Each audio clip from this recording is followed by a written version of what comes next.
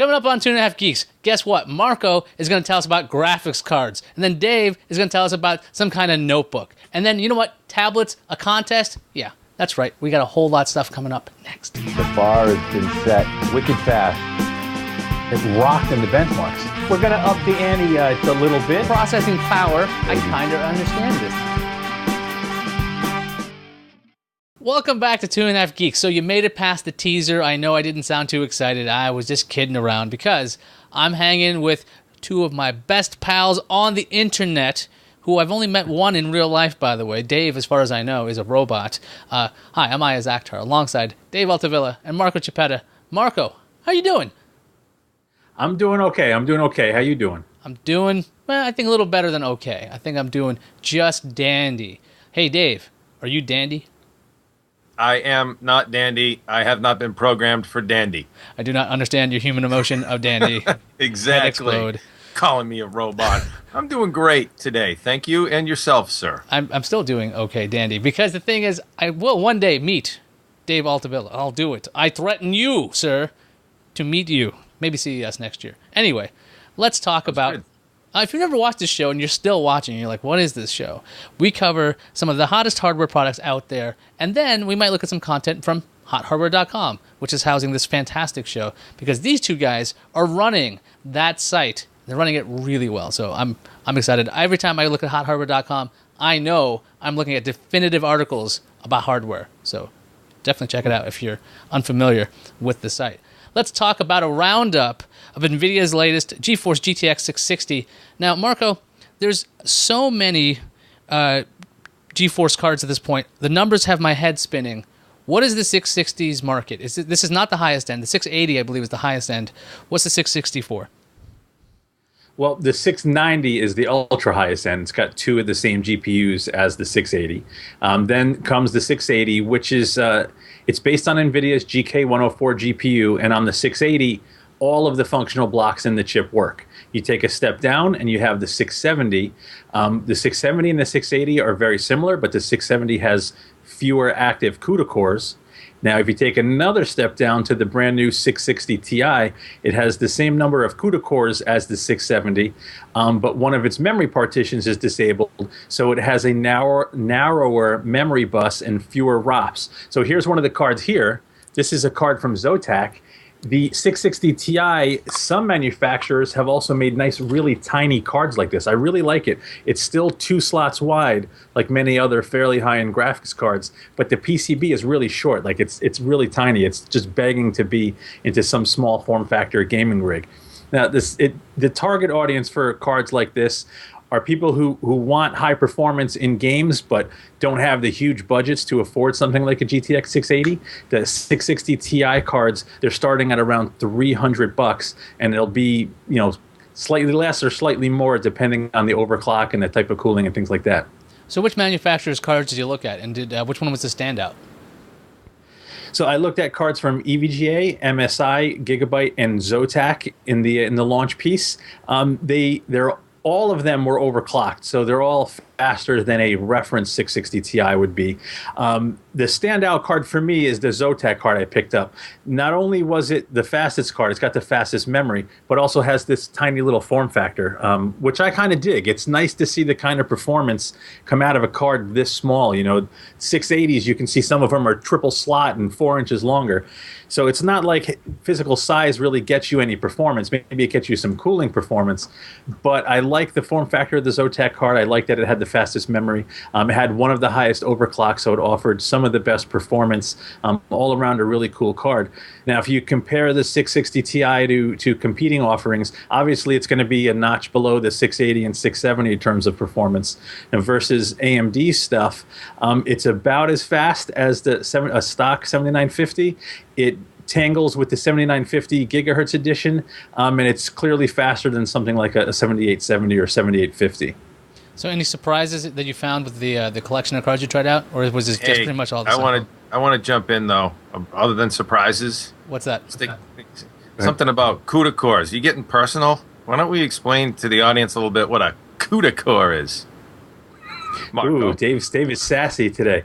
So all of the modern GPUs have cores, processing cores on the chips, and these cores are what are responsible for procedurally creating graphics or running some kind of GPU stuff. These cores are what do the math and create the pixels that are output on the screen. The more cores in a GPU, the more compute performance, the more it can process at any given moment. So the number that the 660 Ti has 1,344 CUDA cores, which is towards the upper echelon of the current market.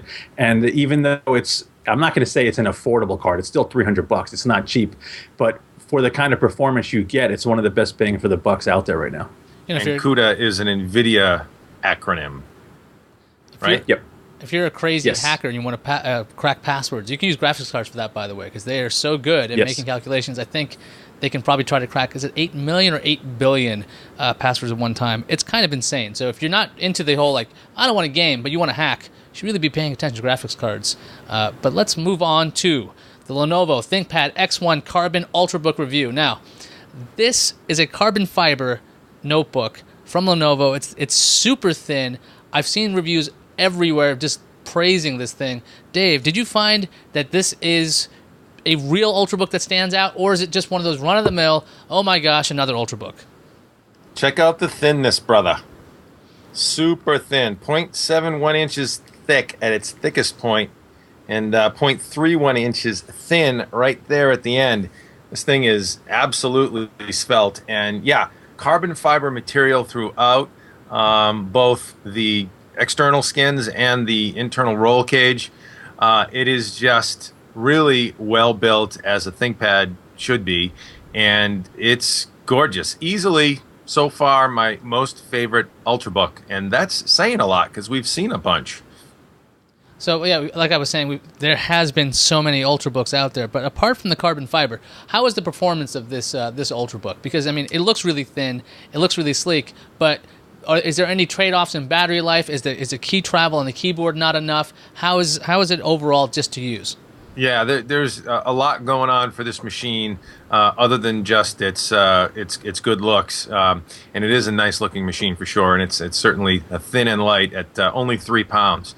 But where it excels are a couple of points in both its component build and display selection. Actually, there's been some criticism about the display, and so I'll start there. 14-inch display, which for me is kind of the perfect ultra light notebook size screen. I get a little bit cramped on a 13.3. I like a 14-inch screen, and a 1600 by 900 resolution is perfect. I think that's my personal balance. I don't know about you, but that's certainly a subjective thing. There is a little faint hint of pixel grid observable, of dot pitch observable if you're looking, okay? And really, it's one of those things where if I didn't tell you and you weren't paying attention, unless you're really a pixel snob and you're super discerning about your screens, you're really not going to notice it. So that's there. Other than that, there's a ton of, really good quality output from the display, whether you're talking about contrast ratio, brightness, it's all there, good viewing angles, and so it's a solid display.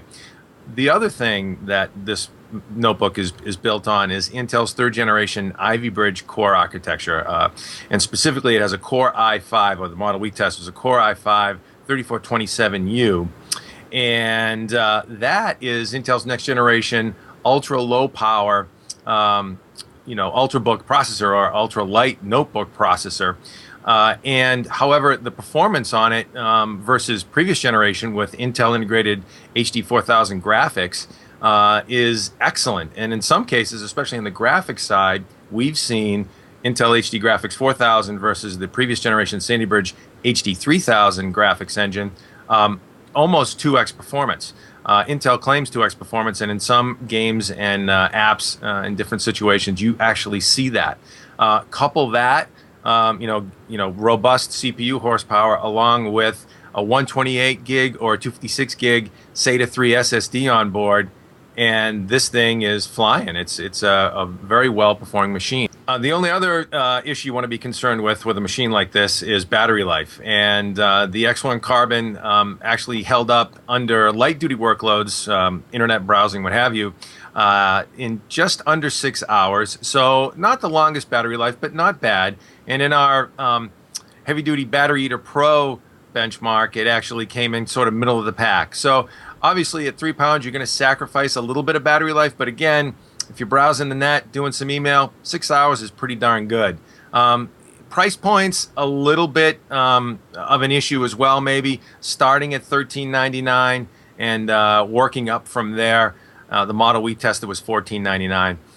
But a very well-built machine. Keyboard is just awesome, you know, as Lenovo's historic ThinkPad keyboards always have been, and it's backlit. And so really, really pleased with this machine, and an editor's choice easily for us here at Hot Hardware. 3 pounds. That sounds like it'll break your back because, you know, people move to tablets all the time, right? We got this, the Samsung Galaxy Note 10.1 is coming soon. And Marco, you got to take a sneak peek at this this tablet that seems to offer persistent windows. So if you want to look at a video, you can see a video the whole time, and you're holding one up. Let's take a look at that. Yeah, well, I'm not going to flip through any screens and do some tests because I'm in the middle of a battery test on it. But what I will say is it's been in the middle of this battery test for 3 hours, and the meter has hardly moved. So I have a feeling battery life is going to be pretty insane. But yeah, we have the Galaxy Note in the lab. I've been testing it for a few days now, hoping to have the full review up in just a couple of days, maybe the same day that this podcast gets launched up on the site.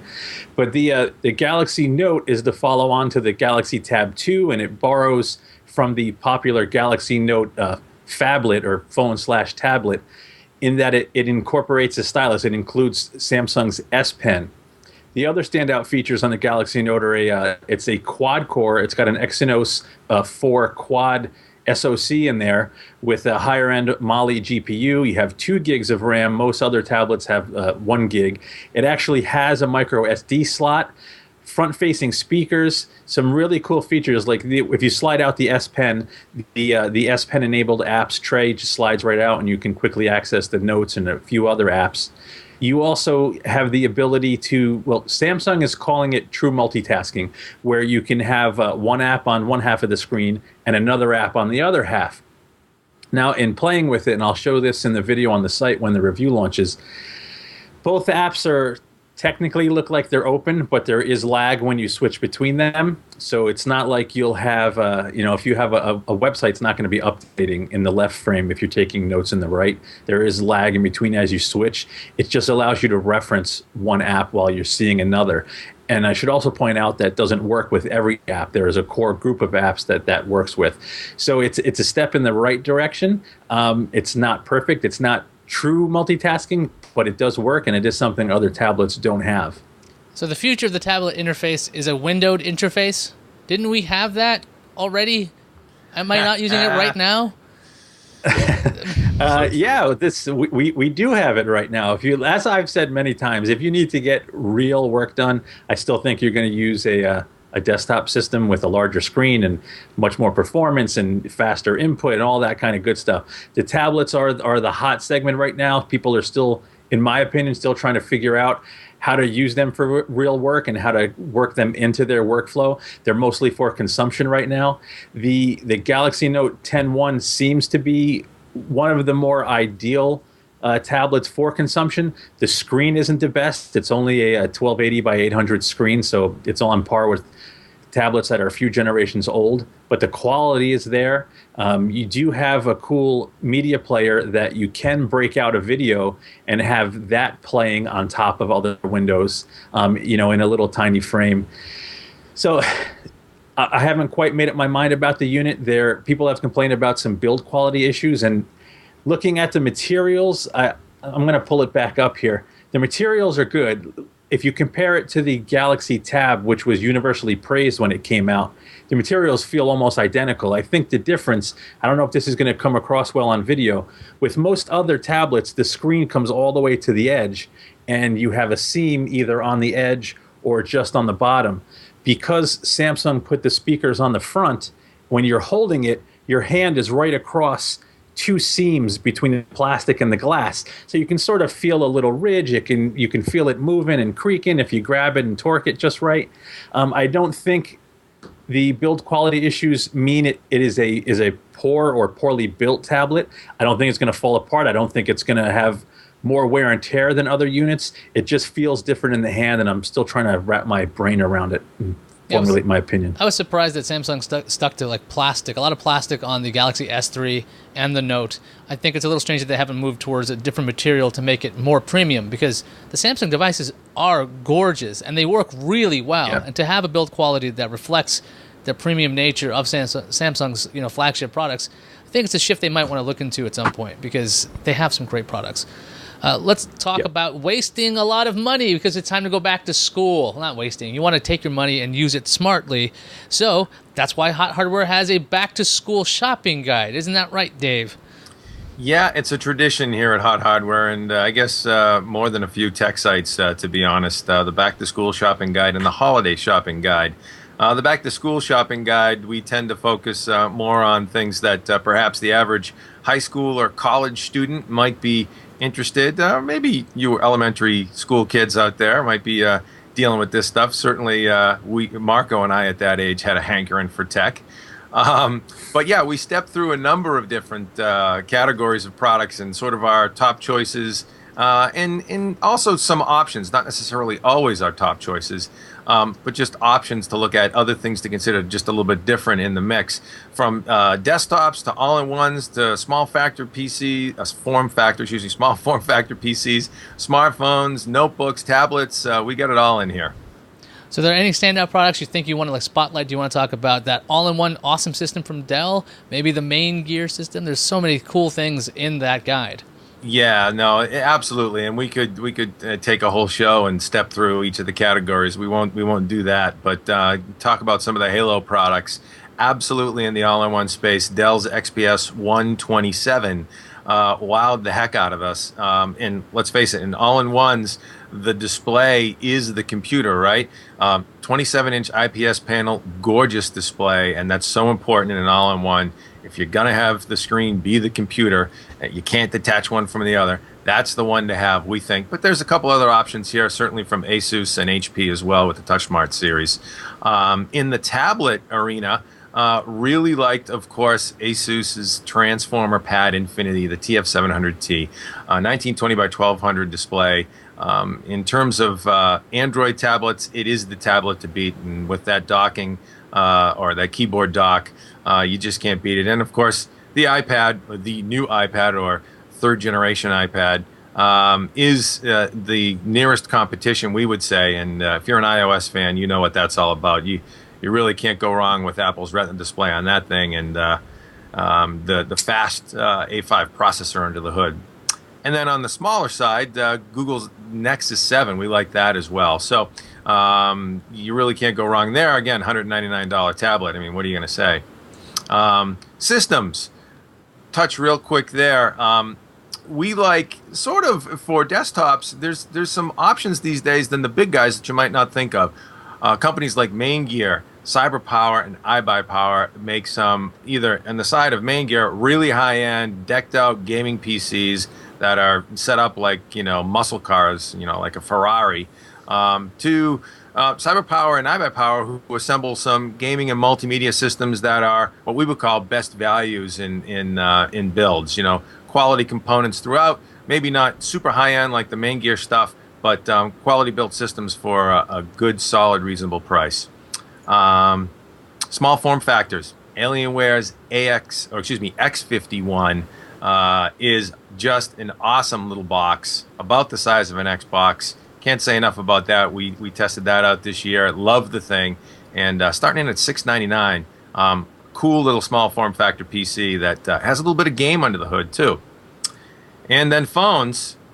That's a pretty subjective area, so I'll let you guys jump in and spitball. But we've got the HTC One X and the Samsung Galaxy S3, of course. And then we even threw in this little, or I should say this big Galaxy Note, the 5-inch Galaxy Note, which is also phone enabled. But it is a big honking phone, but more of a handheld, palmable tablet. I think more so. What do you guys think? Any other options in phones?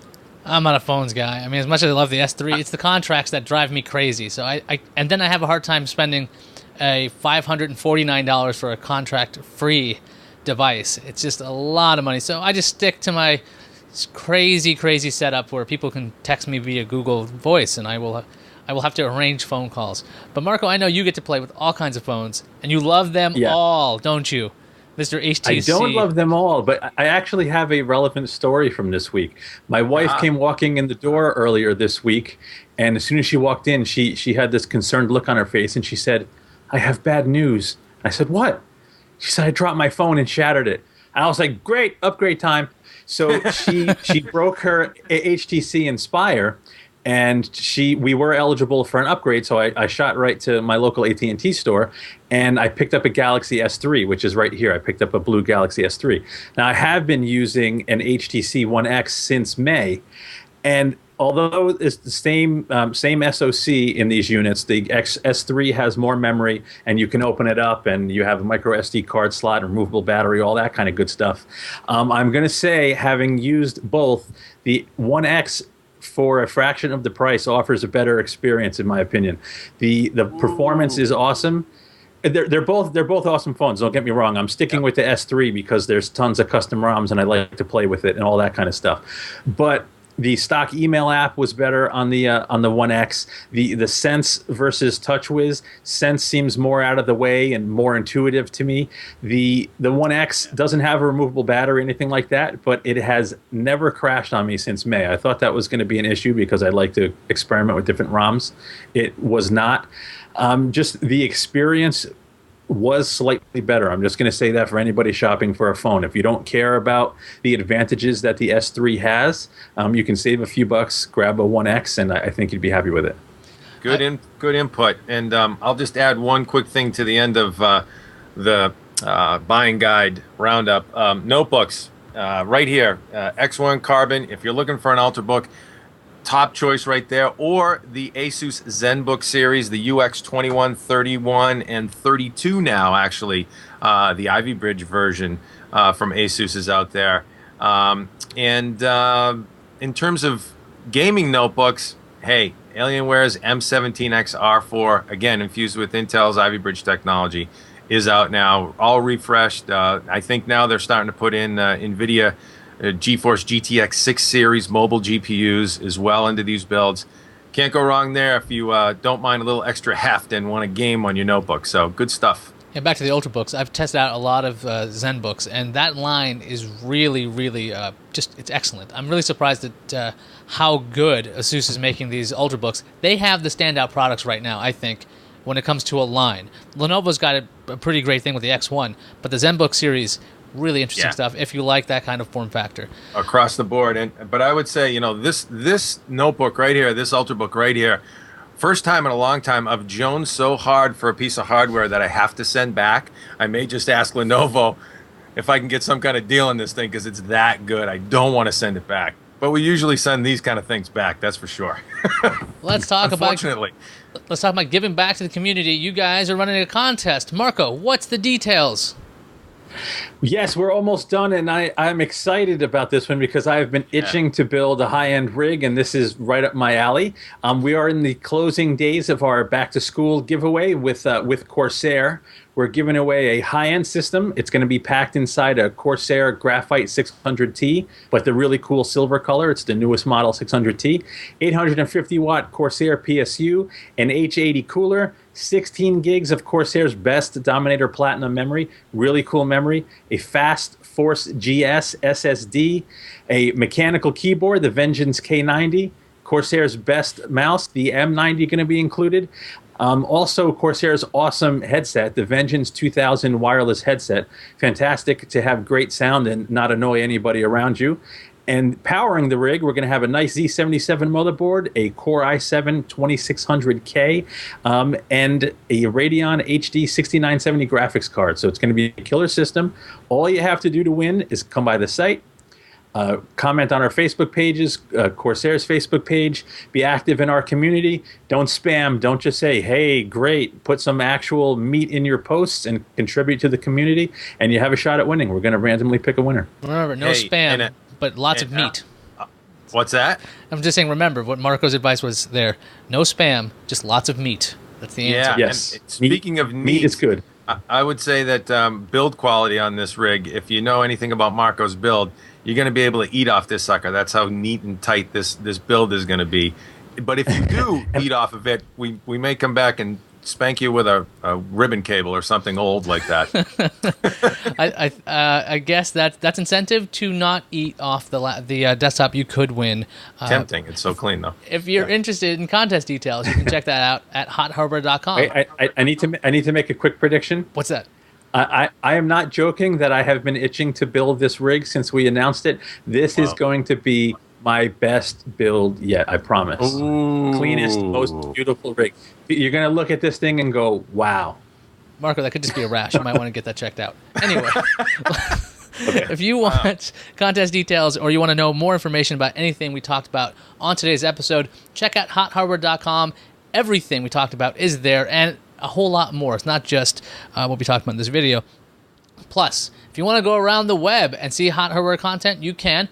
Check out twitter.com/hothardware, maybe even facebook.com/hothardware, youtube.com/hothardwarevids for fantastic motion picture goodness, and Google+. Check that out. I believe vanity URLs are coming soon, so hopefully you guys will line that up, and so we can actually say something like google.com/+hothardware. It's not active yet, nice. But it might be happening soon, so hang tight right there. I think that wraps it up for us. For this episode of 2.5 Geeks. Thanks for stopping by. We'll see everybody soon. Take care. I think we've broke the show already. We haven't even started yet.